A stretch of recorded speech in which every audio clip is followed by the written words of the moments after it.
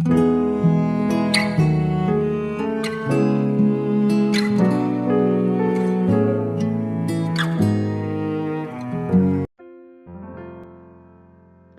saudara yang dikasihi Tuhan Yesus, selamat pagi dan salam sejahtera bagi saudara semua. Saya menyapa bagi saudara yang ada di Indonesia, dari Sabang sampai Merauke, baik yang di kota maupun yang ada di desa, dan saudara yang ada di Malaysia, di Sabah, di Sarawak, di Kuala Lumpur, di Perak, dan dimanapun saudara semua berada pagi hari ini.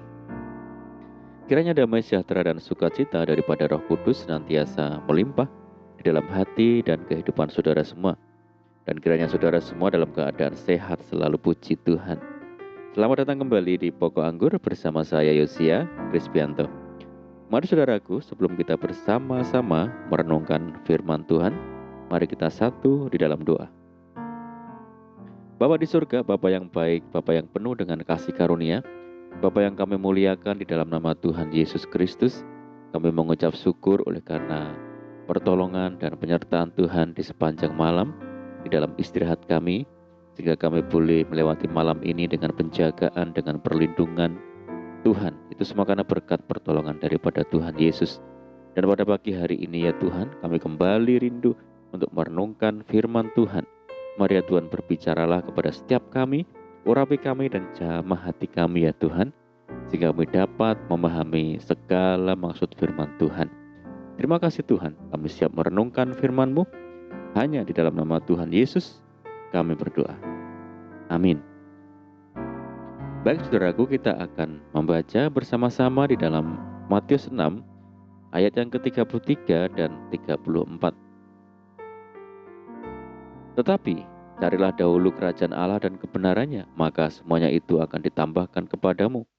Sebab itu janganlah kamu khawatir akan hari besok, karena hari besok mempunyai kesusahannya sendiri. Kesusahan sehari cukuplah untuk sehari. Puji Tuhan.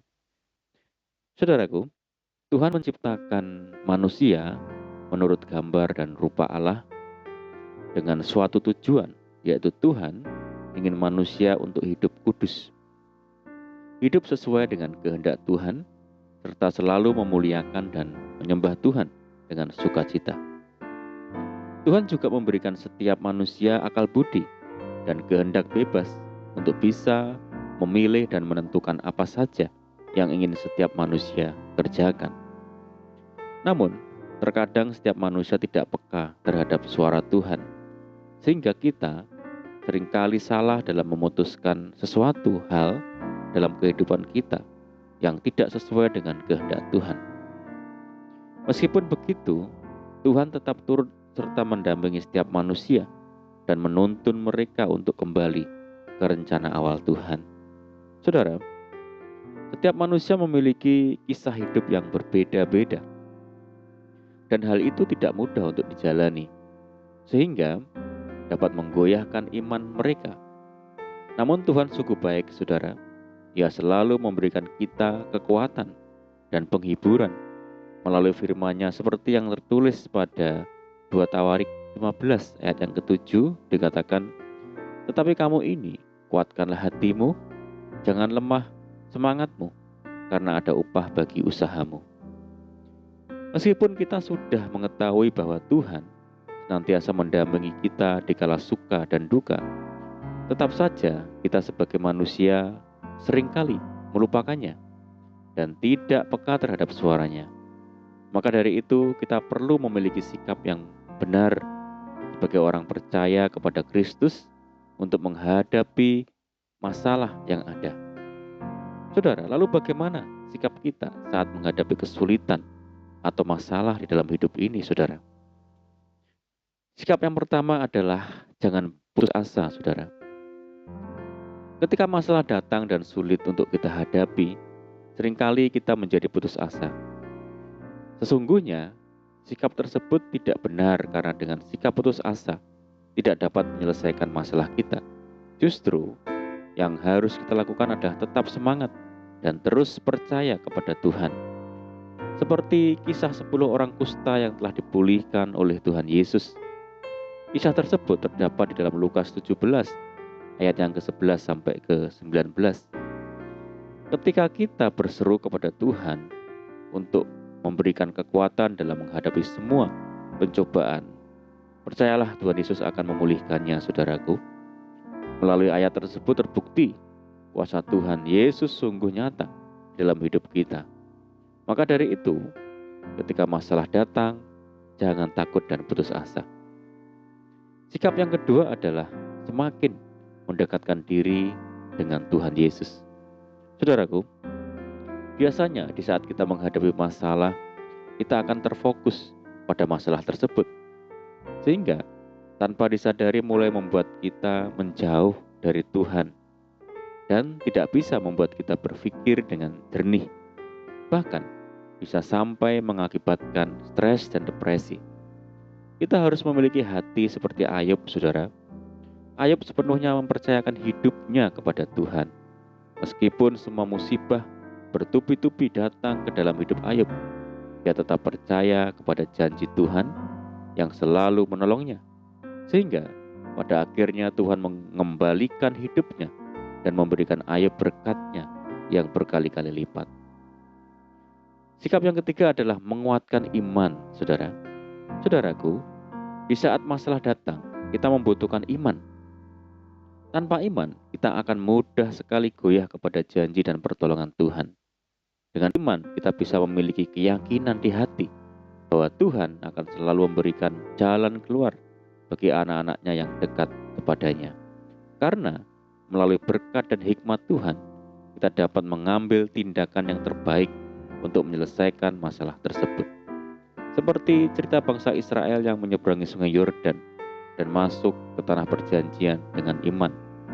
Melalui iman tersebut, mujizat Tuhan terjadi saat itu dan terbelahlah sungai Yordan sehingga bangsa Israel dapat melewatinya.